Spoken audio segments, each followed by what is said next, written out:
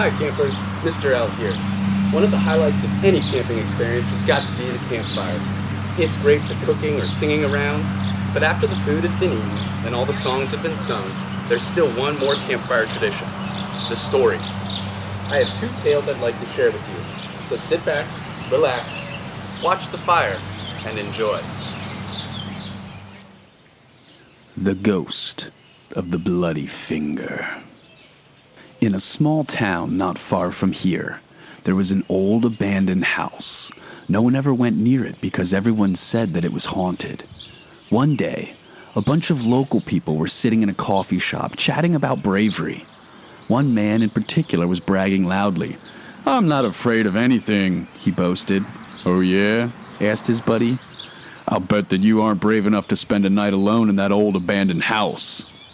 The boaster didn't want to admit that he was afraid, so he agreed to sleep in the house that very night. At dusk, he arrived at the house alone. He checked every room and found nothing unusual. He chose an upstairs bedroom, spread out his sleeping bag on the floor, and tried to sleep.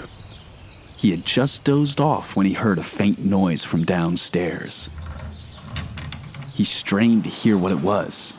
It sounded like someone moaning these words. "I am the ghost of the bloody finger. I am in the front hall." The man told himself that he was just imagining things. It must be the wind, he thought.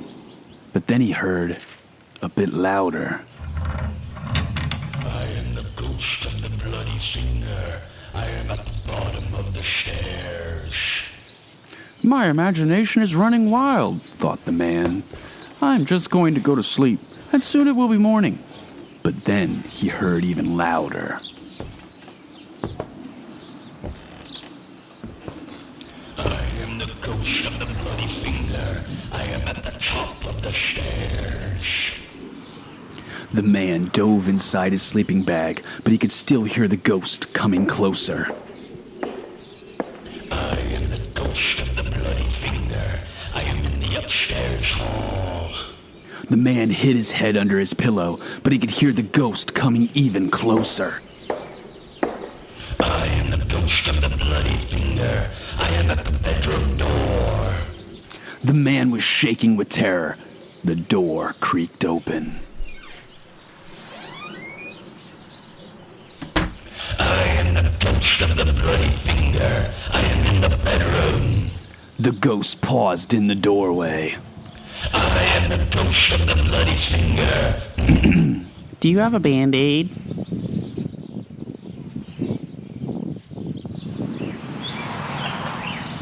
Well, that was a surprise ending. I was not expecting that. Think you can handle another tale? The Purple Gorilla. When I was younger, I had an old pickup that didn't run very well. I was constantly needing to repair it, but I couldn't afford anything better. One evening, I was driving home from a camping trip out in the mountains and it started sputtering, which was a good sign it would soon stop running. Luckily, there was a farm up ahead, so I pulled in and stopped. I knocked on the door and asked the farmer if I could use his phone to call for help. Unfortunately, he didn't have a phone way out there, so I asked him if I could spend the night in his barn and maybe use his tools to fix my truck in the morning. Now you know how farmers are, always willing to help folks out and all, so he said that would be just fine. He even invited me to have dinner before turning in for the night. We had a nice dinner of beef, potatoes, and beans, and then he showed me to the barn so I could lay out my sleeping bag on the straw. It was a real nice barn, and I was sure I'd get a good night's sleep. But just as he was leaving, he said there was one thing he figured I should know about. So he took me over to a pile of straw and pushed it out of the way, revealing a trap door in the floor. He grabbed the iron ring on the door and pulled it up. There I saw stairs heading down into the dark, and I followed the farmer down the stairs.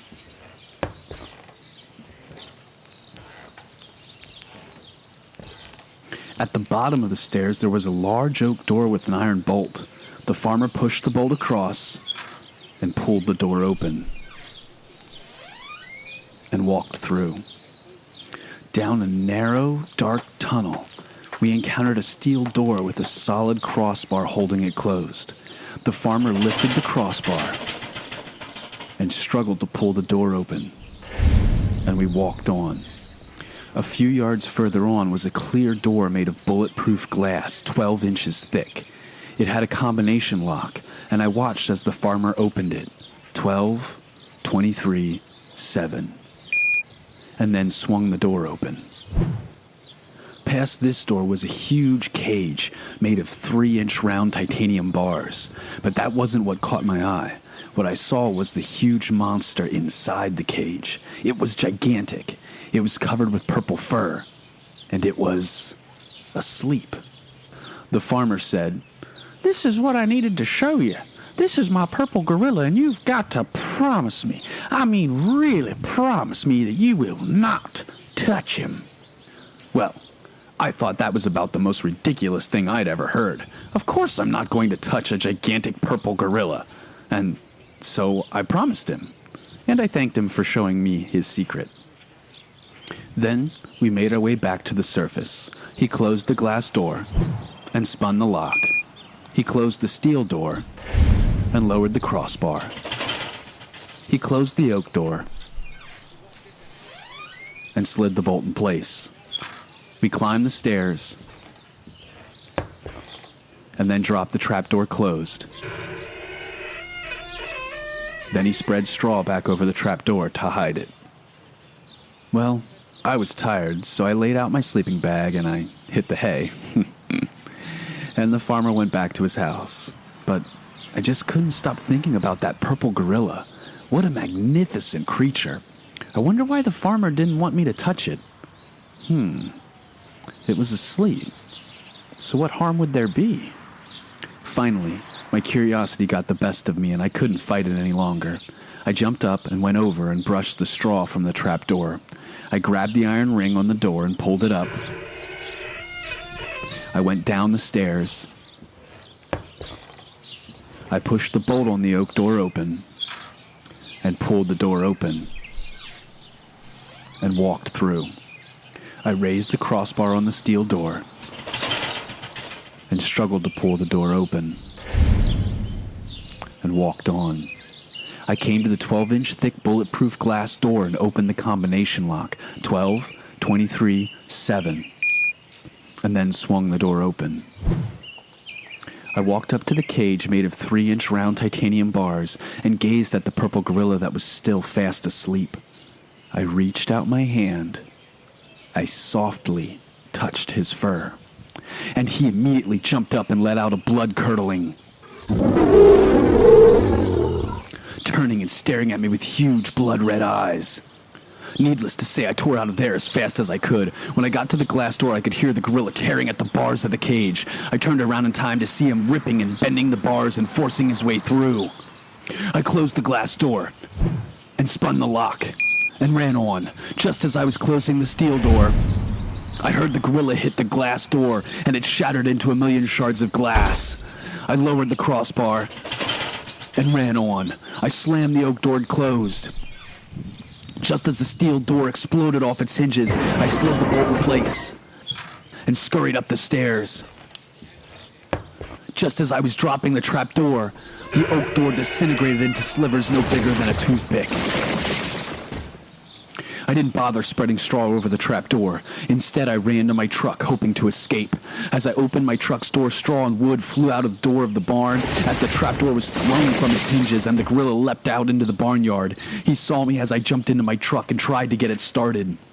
I turned the key and could see the gorilla running across the yard toward me. The truck didn't start. I tried again, and this time the engine turned over and came to life. Just as I was putting the truck in gear, the purple gorilla reached the door, grabbed the handle, and ripped the door completely off the truck. I stomped on the gas. The engine raced, but nothing happened.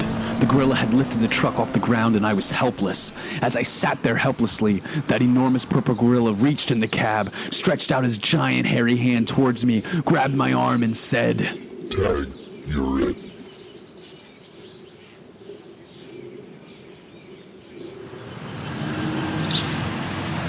That brings our campfire story time to an end, but yours doesn't have to. You can share these stories or others with your friends or family. You can even try writing your own. If you would like to use the Ghost of the Bloody Finger or the Purple Gorilla, you can download them by following the directions below this video.